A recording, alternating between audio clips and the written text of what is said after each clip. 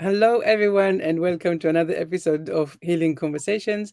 My name is Einav Avni from Untangled Healing, and with me today, Nadija Barjami. Nadia, hello. Hello, Enav, and hello, everybody, and well done on pronouncing my surname correctly. So I'm very happy to be here. Delighted to have this space, safe space to talk about a very, very exciting topic today. Yes, indeed, indeed. And just before we get started of talking about the limiting beliefs and also trauma healing, tell us a little bit about yourself.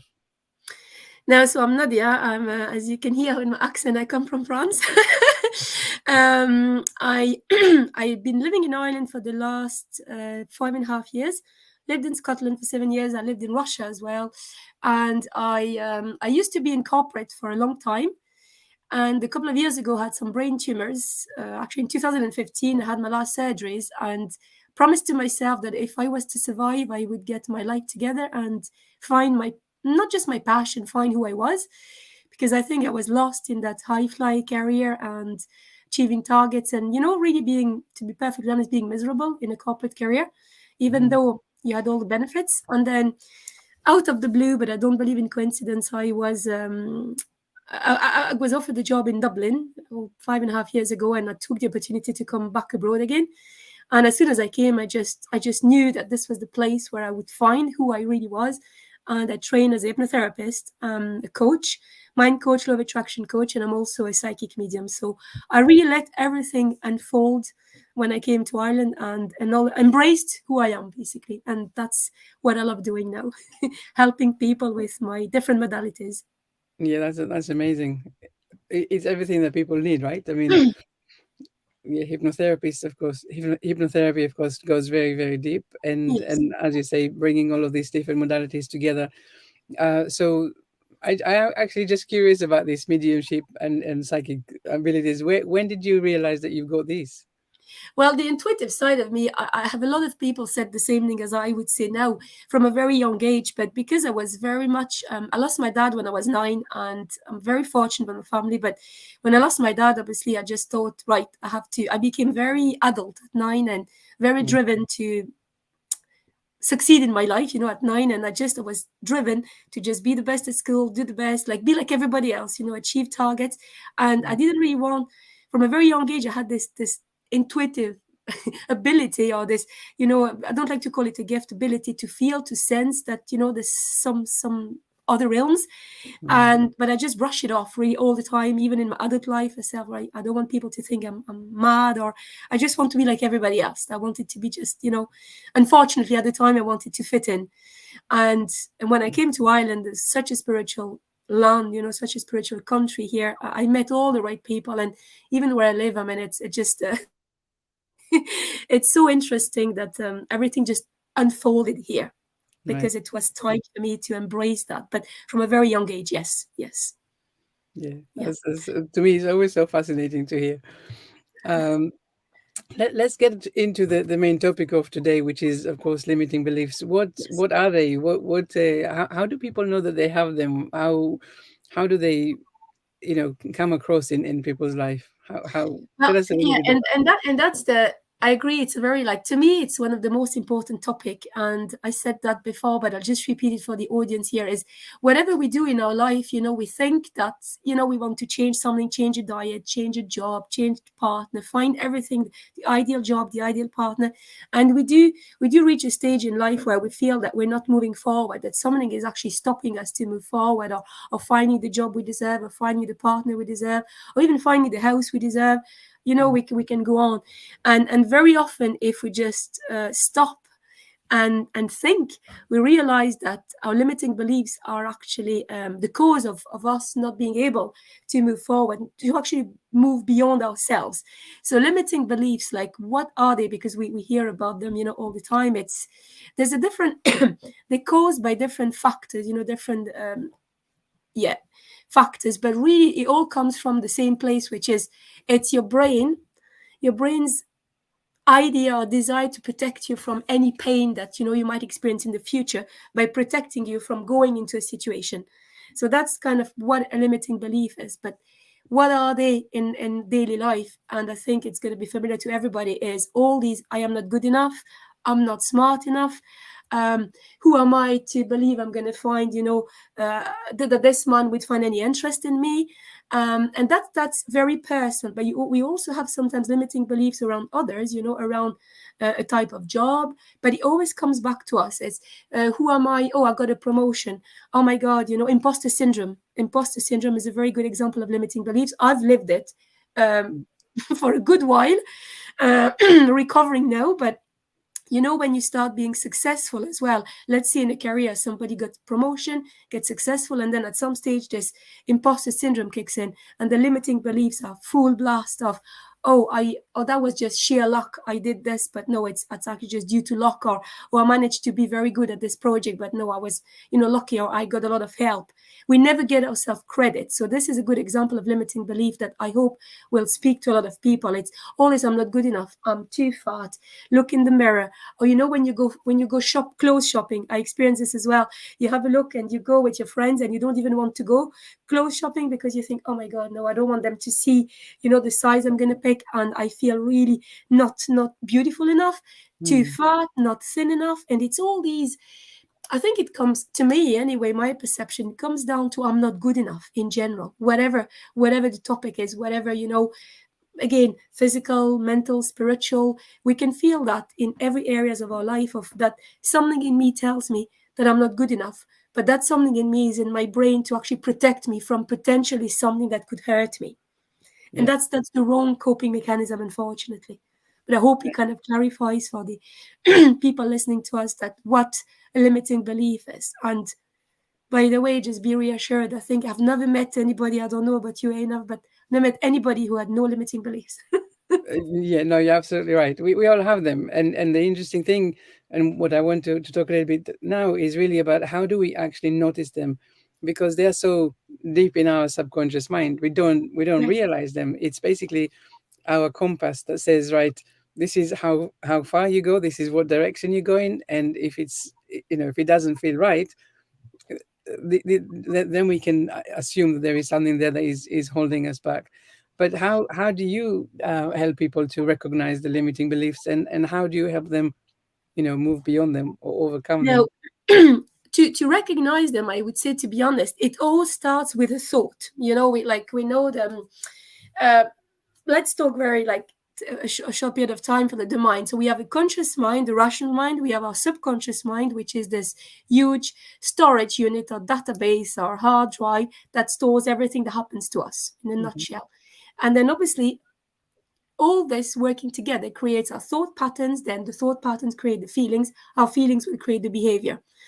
So how to recognize the limiting beliefs is, I think Abraham Hicks kept saying, a limiting belief is just a thought you keep thinking. And the thoughts. So I would like to draw people's attention on your thoughts. And this is, I'm not saying it's easy, but very often when you just like take a bit of time, stop and slow down in a situation and analyze the thoughts you have in a specific situation. Let's say somebody goes, applies for a job, right? Applies for a job, gets an interview. Before the interview, here you go, meltdown. I'm not good enough. The thought, it starts with the thought. I'm not. Then the physical side. You can shake. The heartbeat can be a bit, more rapid as well. But it all starts with that part of the thinking part in the brain that says triggers the thought of that limiting belief, that not being good enough. And then once obviously that kicks in, then you will feel, like you will feel an emotion, and then you will act in a certain way. And it also affects the body very often. So that's just how we can identify them. It's to stop and just analyze the thoughts, because that is something, again, that we can do pretty easily. We don't say it's super easy, but it's pretty easy. We all know, right? What have I been thinking now? I'm not good enough. I'm not. He's never going to like me. He's never going to appreciate me. Why would he be with me? These thoughts come, and this is where we can identify our limiting beliefs, at least on the thought side. But that's Mhm. where it comes from, because the behavior won't necessarily, people behave in a certain way, we all do, and we don't necessarily think, oh, I keep, even like in relationship patterns, sometimes I keep attracting the same type of partner. Yeah. But what is the thought pattern at the beginning that triggers your emotion, that triggers this energy that you're meeting the same type of person? So that tip is just pay attention to your thoughts. They're key in life and key to start working on the limiting beliefs. Now, yeah, that then how I help them. It's me through coaching as well, but mainly, I have to be honest, I do use coaching and hypnotherapy together, but mainly on limiting beliefs, I do use hypnosis, which is helping the person to go into a heightened state of awareness, which we call hypnotic trance or hypnosis. And it's the client very often closes their eyes and we help them relax, just enter a state of relaxation with some specific hypnotic language. And Mhm. as we do that, as the client gets relaxed, their conscious mind, the rational mind, goes to rest, not to sleep. I don't like to use the word sleep because we're not asleep, goes Yeah. to rest. And then with the hypnotic language and the hypnotic techniques, we do target the subconscious mind, which we reprogram. And it's a little bit, I like to compare it to a garden. So you have the soil of your mind, and we take the weeds, and the weeds will be the limiting beliefs. So with hypnosis, we help you to clean the garden of your mind, remove the weeds, and then we help you, we give you some tools, we give the mind some tools, so then you as a person, you become the gardener consciously, and you Mhm. maintain this garden of your subconscious mind, if that makes sense. Right. Yes. And so, can you give me an example of something? Some kind of case study, or a success story, that you work with someone that you help them recognize the limiting beliefs, and then with hypnosis help them to get rid of it, basically, or Yes, absolutely. weed Oh it God, out. absolutely. That's my daily. It's my daily life. So, Yeah. well, I like to use because I'm going to use the corporate example because I have helped numerous people, but a specific person, specific client I helped that came to me for an interview. A lady, in this case, came for before an interview. She actually contacted me and she said, "I have an interview. I need this job." I didn't know the person. We had a discovery call, and obviously, all the signals, all the thoughts, all even the words she used were signaling very big limiting beliefs. So she didn't contact me before, but she really contacted me like a couple of days before the interview. And we had the discovery call. Then we had the session before, the first session before her, I think a couple of days before interview. And that that is a success story in itself because she was just not capable of actually going to an interview. She would have a meltdown throughout her life all the time. It would really trigger physical symptoms, emotions, high emotions, and she would just melt down. And sometimes she would even basically accept the interview, but not go. Mm. So and this time she said, "I cannot afford it financially. I need this job, so I need help." Yeah. And that was the first step. So what we did, as I said, the first session, we definitely worked on that unworthiness. Why do I not deserve a better job? Because what was in the background was, I have a job, doesn't pay me well, but I don't seem to be able to get the next level job. That was a management job. And after actually the first session, I have to be like, it doesn't usually take one session more, but we did one session and she did the interview absolutely fine. That's quite a recent example. She doesn't know yet if she got the job, but she did the interview, went super smoothly. She was very calm, and she was actually very. There's something that really, really made me very happy, is that she was proud of herself for the first time when she went to the interview. She actually felt very comfortable and very calm, and went through all the interview process. And then when I kind of checked on her, she said, "Well, I'm actually very proud of myself. Everybody keeps Mm. asking me how the interview went, but I don't care about that. I'm very proud now because I did it. I managed to really sell myself, to show all my skills and not to sell myself short, because that's what happened in the past. The couple of times she did go to interviews, she would melt down. Yeah. So as I said, that was it was a very good example of this imposter syndrome, and Mhm. this I'm not worthy of getting a better job. And that we did one session, and the one session helped her to really just go, get there, do the work, and now just wait for the result. But she knows now as well, the mindset has changed, sorry. She knows that even if she doesn't get that job, I'm capable now of applying to other jobs and doing other interviews as well. And So it's that's so a recent example. what you're demonstrating is really how complex our subconscious mind is. The thing that we have, the limiting beliefs, the Yeah, negative voice, the worries, the yeah, low self-esteem, the imposter syndrome, all of this together is just there. And when we it know is. aware of it, we still allow it to drive us to wherever we go. And that's what you just said, driving. I like that word, because the subconscious mind is, makes you act on autopilot. You go Mm, on autopilot. You are driven by the subconscious mind. You don't realize. And yeah, all the limiting beliefs, everything they store there, you don't actually realize. It's then when you talk with the therapist, you go, oh, I don't know why I never thought about this that happened to me. And this actually create this, what we call the subconscious programming, that gets mm, stored in that storage unit that the subconscious mind is, and just keeps, it's a loop. It's like that loop. The program is on the loop, on autopilot and repeat mode. So whatever we want to do, unless we change the program in the subconscious mind, the loop of programs will just keep going and keep sabotaging yourself, obviously, in this case. but I mean, of course, with hypnosis, as you say, you go straight into the subconscious mind, and Yeah, you deal with everything on that level. But there's still things that we can do ourselves, even absolutely. without Absolutely. the Yeah, hypnotherapy, really to just to bring it into conscious awareness. yeah, How come I'm telling myself these stories? How come I really I feel the fear and let it win. I don't go beyond that. yeah. Uh, and then starting to have different conversations with ourselves. Absolutely. I totally agree. And that's why I mentioned the fact that then we become even, like, when I work in my line of work, then I actually help the people to maintain the work consciously, to do their conscious routine, shall we Yeah, say. So even if somebody obviously doesn't go through the hypnosis process, there are some tools that can help them.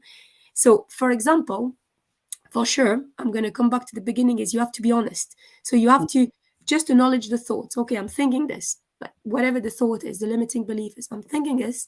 So a good thing to start with is to write them down. Write the limiting beliefs down. So just to acknowledge them. Okay, yeah, written them down. First of all, you kind of dissociate them a little bit from you, because they're written down. They hear, okay, that's how I feel. So the writing is very powerful. Writing them down. Then there is something to do as well consciously, is assess how accurate they are. Because when you write them down, you can say, right, okay, I'm not capable to have this job. Okay, just write everything down, and then assess the accuracy. How accurate is this? Oh, yeah, I'm too fat. Really? How accurate is this on the scale? So writing them down, then assessing the accuracy, because writing them down is being honest, then assess how accurate they are, and then start reframing them as well, consciously reframing them, the reframing process. Once you have everything written down, you can just write the counter side of it, like, I am not capable of having this job. Well, I have some capabilities, I have some skills that yeah, actually fit the job. It's that reframing process as well, because yourself as a coach is, if you reframe, you create a new reality. Consciously, you retrain the brain. yeah, So that's like, we can do these three things. Now we can also do something that I love doing, but that's through my law of attraction. I would say work as well, is affirmations. Once you've actually reframed, is affirm things to yourself. yeah, Obviously, affirmations need to be in a present tense, in a positive way. So it's not, oh, I know I am not that incapable. No, that's not an affirmation. It's, I am competent. I yeah, am able to. I can do.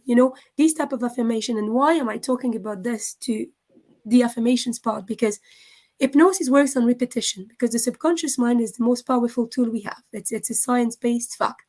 But consciously, the more things you repeat to yourself, the more they stick to your brain and they become a habit. yeah, So, when you tell a child, oh, you're stupid, you tell him consciously, the child grows up thinking he's stupid. So if you repeat to yourself, well, I'm capable, you have a routine. It's like anything else. I teach this to my client. They have to build a routine. So yeah, if they build a little routine, doesn't take time to repeat positive affirmation to themselves around whatever area they want to work on, it starts sticking. It's weird at the beginning. When I used to do this myself at the beginning, I said, this is really weird. I'm losing the plot, yeah. but it works. But So, that's why we say, never finish a negative thought, because it all goes into the Perfect. subjective mind, subconscious Absolutely. mind. And when people say, well, I can't say these things because I feel like I'm lying to myself, I Yeah, always say, well, yeah, lie. Because absolutely. consciously you know that you're lying, but subconsciously you You don't don't. know that you lie, and it's the Absolutely. command. So Yeah. your Yeah. new commands. Yeah. The brain doesn't know, and the subconscious mind doesn't know the difference between imagination and reality, and that's the power. And this is why when I work with people, I tell them, use the power of your mind. And unfortunately people think, oh, it's too simple. Because it's too simple, it cannot work. Because as a human, human beings, we're geared not only for negativity, but we're geared to for complexity. We need things to be complex for Yeah, us to think, oh, they're going to work.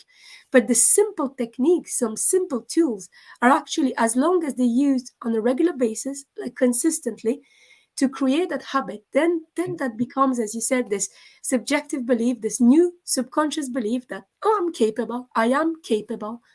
And because the mind doesn't know, they don't know if you're capable or not. You repeat it to yourself, so they think that's the new reality. Yeah, absolutely. exactly, exactly. It's very important to what you just said. You keep repeating to yourself, or we keep repeating Yeah, to ourselves, whatever this, our limiting beliefs. So if I believe that I'm not good enough, I will always find reasons to say, yes, you see, you're not good enough, you're not good enough. yeah, And so I've created this reality. But actually I can overcome that, I can reverse that, I can change that by giving myself new commands, new ideas.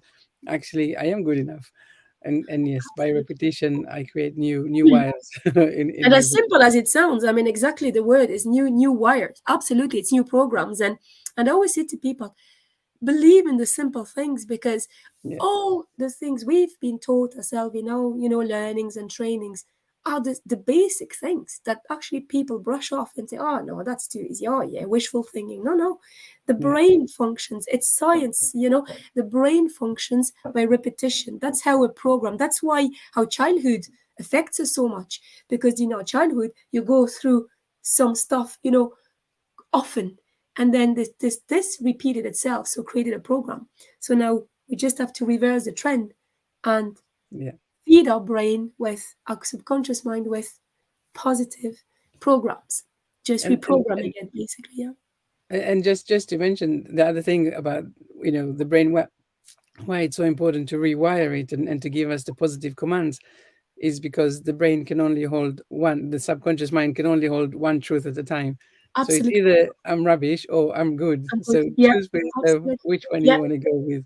So And absolutely, and then when you go west, the brain is going to believe, and then yeah, this is the root of the new belief. So, and it's not like, I would like to clarify this. It's not, because I do hear this a lot. Oh, it's like wishful thinking and it's too easy. It's not, because it's just yeah, basically, the expression out with the old, in with the new. It's yeah, like we can only hold one we see one in one program. So if out with the old is deleting the old program, you can only delete it if you start replacing it by the new record, basically, the new record playing in yeah, the subconscious mind. Yeah. yeah. Beautiful. So just it's nearly our time to end for today. But what message do you have for people listening? Something to close our podcast with today? Yeah. Well, I'm just gonna say something now, obviously around limiting beliefs, but first of all, that you are good enough, and that whatever other perceive in you is their perception, not yours. And I keep saying this to people. So believe in yourself, and also whatever I'm going a little bit beyond this. So you are good enough. Believe in yourself. And just go for it. I just feel I need to say go for it, because I see so many people who deprive themselves of the life they want, deprive themselves for whatever, the life, the partner, the house, the country they want, because Mm, they think they don't deserve it. And you're worthy, and take the leap of faith. Really listen to the inner voice, listen to what the little inner guide tells you, and go for it. Because spread your wings. That's my message. Spread your wings, and the limiting beliefs, you're going to work on them as you go along. Don't mm, wait for the perfect moment. My message actually today is the limiting beliefs stop a lot of people from achieving things, whatever the things are. So it's my message is yeah, just don't wait for the perfect moment. Spread your wings, and as you go along, you will work on changing your limiting beliefs. But just take the first step towards the life you want to create. Really. Yeah, I love it. Just take this first step because yeah, they were saying that if everything falls into place perfectly, it means that you've waited too long.